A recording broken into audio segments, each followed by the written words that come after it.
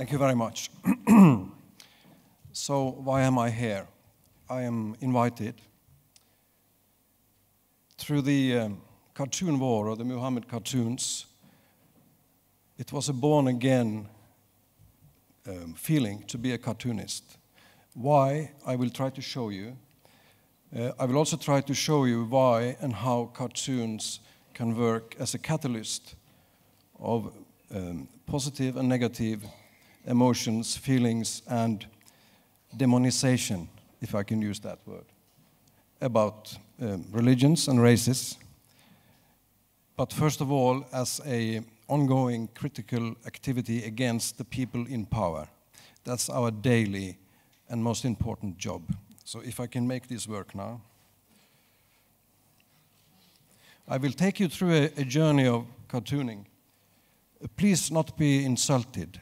What you have experienced, all of you, or most of you, is far worse than what you can see here. This is a Norwegian cartoonist, Pedro. He made a cartoon of Chairman Mao without a face. That was an ultimate insult for the Chinese government, so it caused a lot of diplomatic trouble between Norway and China. This is a censored Norwegian cartoons made by Gruff. It's a Norwegian politician making love to himself. Thanks to this censorship, this cartoon got an eternal life. We still talk about it. This is an insult of Christianity published in a newspaper from the Norwegian Bible Belt. It took the editor a lot of courage to print this, because his temptations to refuse it must have been huge. But he printed it, and the Christians would have to accept it, which they did. This is another censored cartoons, President Chirac and the nuclear program in the Pacific. Also got an eternal life thanks to the censorship. This is the ultimate insult of the 70s. President Nixon really hated the cartoonist. And here, the cartoonist's scarf has taken the Nixon cartoon to its limit. This is something very different. This is a depiction of the Prophet Muhammad in the normal way to depict it. It's without a face or a white-out face. It's illegal to depict the Prophet in the Sunni tradition with the Prophet's face. As you can see, he's receiving the revelation from the Archangel Gabriel. This is the Shia tradition. The Prophet is pictured, but as you can see, not in a satirical way, but more like an icon.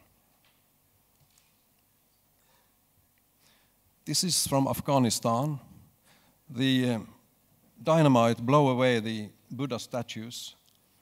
According to the Taliban, pre-Islamic arts or any art is forbidden. This is an interesting advertising from the 30s, or around 1930 in Germany. It is the Prophet used as an attention maker for an advertisement, not an insult at all. This is just to make some attention to the product. And it was no Muslim individual at the time in Germany, and no internet, so that there was no one to react, actually. But this is not an insult, but it's unthinkable today.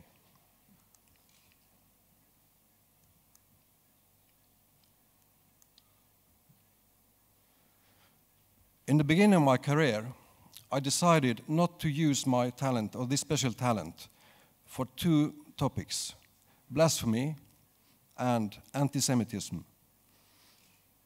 Though I have to admit that what has been regarded as blasphemy at the time has been in the best interest of humankind. Like Charles Darwin, like Galileo, and the last trial for blasphemy here in Norway was in 1933. It It was a writer that insulted Christianity, but the court rejected the accusations. This is one of the Muhammad cartoons made by one of the Danish colleagues. How can you imagine that this could cause such an international rage?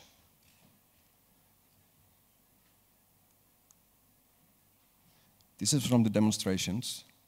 The Danes are to be, destroyed. This also from London.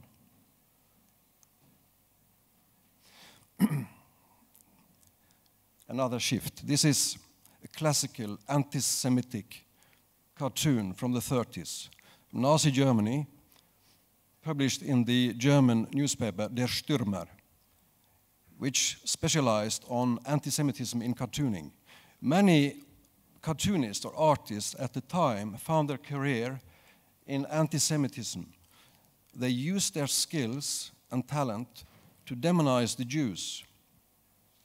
This is a tradition I have decided not to participate in, and I will show you why. Unfortunately, it goes on up to this day, especially in the Middle East, where so many people were so angry about the Muhammad cartoons in Denmark. This is a normal activity. It is something you do very easily, and many Arab colleagues, unfortunately, are using their talent to make such drawings. I can show you some examples. It's the same stereotype of the Jews, greedy with a nose, all these characteristics. The Jews dominating America. This is a Norwegian version of the same kind of caricature. It's from the occupation of Norway. As some of you will know, Norway was occupied by the Nazis from 1940 to 1945, and this is a Norwegian artist depicting the blonde Norwegian Viking combating the international Jewish influence. And as you can see, at the end of the tale, there is a communist symbol. The irony of this drawing is that if you look at the face of the Jew, it could very easily be Chairman Arafat if you look at it. And here is the anti-Semitic tradition in Soviet Union version. So the Jews are to blame for everything. This is maybe the worst one. Adolf in bed with Anne Frank. Write this in your diary, Anne. This goes on. This is a part of the international cartooning tradition. And Mr. Sharon.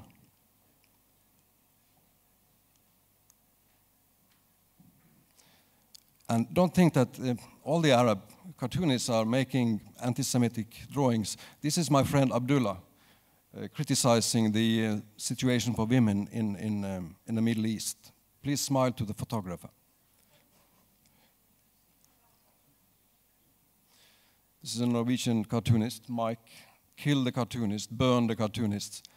It was really shocking to us that so many people around the globe was angry on Denmark and Norway. And we didn't understand why, actually.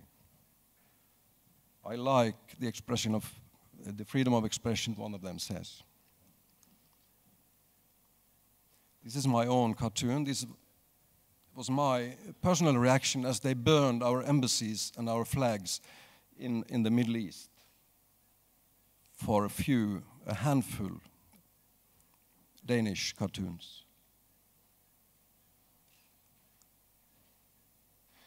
This is my own foreign secretary. He reacted very poorly, to be honest, and he says, I am the Prime Minister of Norway. It's what he says, without a face. So what we need as the freedom of expression runs into trouble is the strongest support of the government, the parliament, the editors, the lawmakers, lawyers, everyone, and people like you.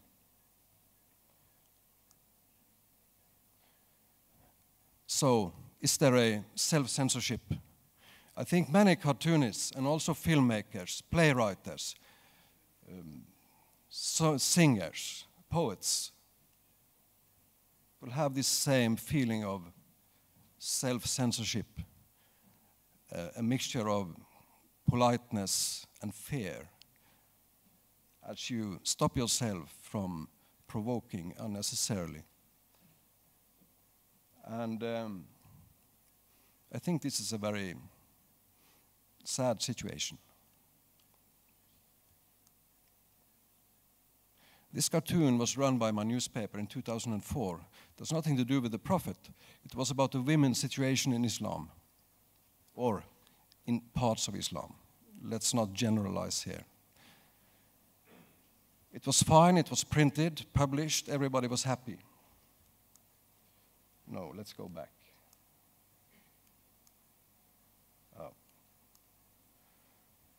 After the cartoon war, my newspaper and many newspapers, or most newspapers, decided not to print the cartoons, just to the Danish cartoons, to calm down the situation. It was very, very angry at the time. But the newspaper decided to make an article about what was going on in Denmark. And they came to me and asked me for an illustration to put an illustration to the article. And I came up with this one. And then the desk chief at the time refused to print it because they said, "Do you want to ignite a war here?" So I show it to exemplify that there is a new situation, there is a self-censorship for sure. When it comes to anti-Semitism, this is one of the most brilliant cartoons I have ever seen. It's made by my Jewish colleague, Mr. Art Spiegelman, the man behind the animated film Mouse. It is a caricature Jew. He has punished his son, Abraham. So let this be a lesson to you, Abi. It's forbidden to depict the prophet, if you got the point. Can only be done by a Jewish colleague. And this was a counterattack on the anti-Semitic cartoon tradition in the Middle East and elsewhere, especially in Iran.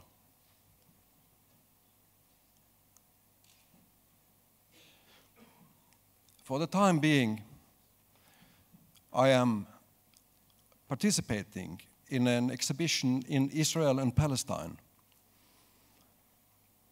The exhibition is called Cartooning for Reconciliation.